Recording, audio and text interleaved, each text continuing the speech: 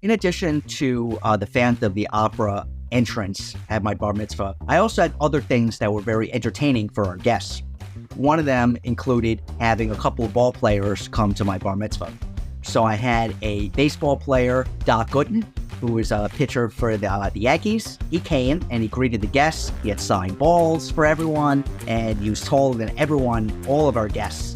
And he came and he sat down in the chair. We had hundreds of baseballs out on a table.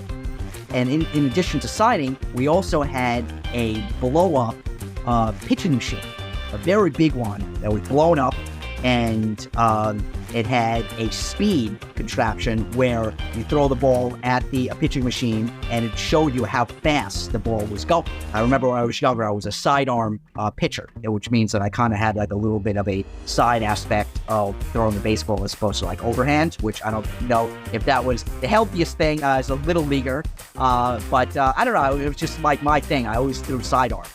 So I remember that the photographer captured this really great photo where after I was winding up throwing the ball, and bam, I hit the speed, and I was probably throwing like maybe 35 to 40 miles per hour. So I had all my friends, right, looking at the pitching machine, seeing how fast I threw the ball, right?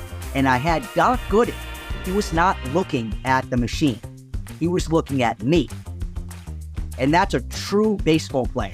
He was looking at the way that I was winding up and the way that I was throwing as a coach, right? As a mentor. You want to be looking at the person, not necessarily the ball or how fast you threw it. You want to look at the technique.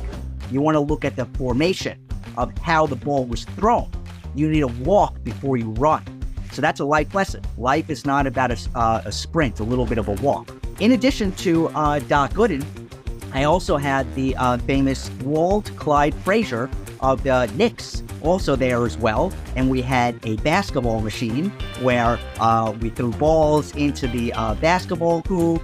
And he was talking also, 6'5", maybe even taller. He had his really snazzy outfit on. He's known for that, wearing really cool suits. And I still remember also, he was looking at the way that I was throwing the ball. He didn't necessarily see that I got the ball in.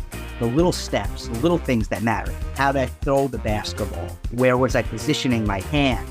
And then, as a result, okay, great, the formation is wonderful. Now try to get it in.